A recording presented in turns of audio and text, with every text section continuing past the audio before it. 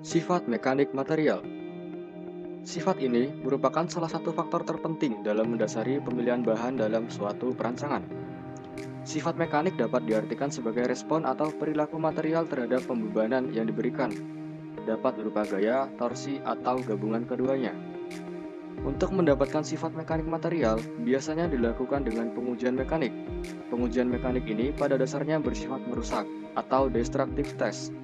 Dari pengujian tersebut akan dihasilkan kurva atau data yang mencirikan keadaan dari material tersebut.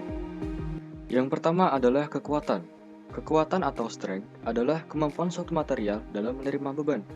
Semakin besar beban yang mampu diterima oleh material, maka benda tersebut dapat dikatakan memiliki kekuatan yang tinggi. Untuk mendapatkan data dari kekuatan, kita bisa mengambil contoh dari suatu material dari kuat tarik pada baja. Misalkan sebuah baja memiliki jenis baja BJ41, maka apabila kita uji, akan didapat nilai tegangan luluh minimumnya sekitar 250 MPa. Yang kedua adalah kekerasan.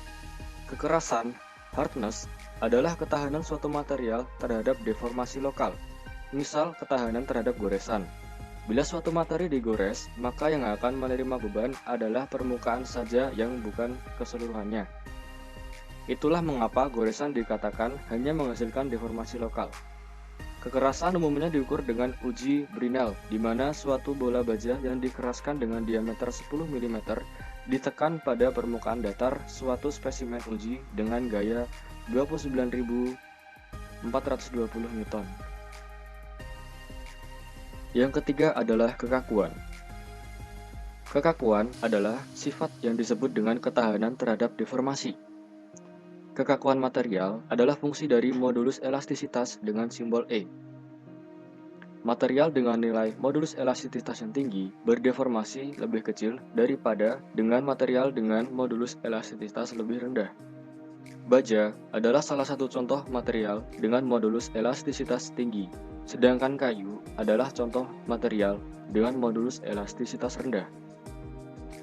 Yang keempat adalah elastisitas. Didefinisikan sebagai kemampuan material untuk menerima tegangan tanpa mengakibatkan terjadinya perubahan bentuk yang permanen setelah tegangan dihilangkan.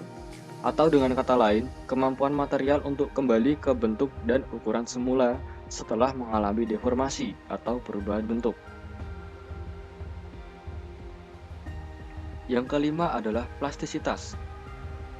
Plastisitas adalah kemampuan material untuk mengalami deformasi plastik atau perubahan bentuk secara permanen tanpa mengalami kerusakan.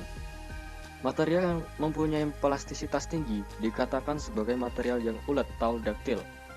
Sedangkan material yang mempunyai plastisitas rendah dikatakan sebagai material yang getas atau brittle. Yang terakhir adalah daktilitas. Daktilitas adalah suatu sifat material yang digambarkan seperti kabel dengan aplikasi kekuatan tarik. Material daktil ini harus kuat dan lentur. Keuletan biasanya diukur dengan suatu periode tertentu, persentase keregangan.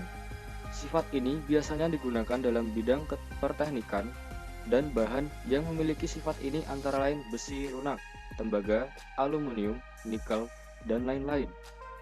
Misalnya, seperti tembaga yang dibentuk menjadi kawat, tembaga aluminium, dan besi tempa termasuk logam-logam yang ulet.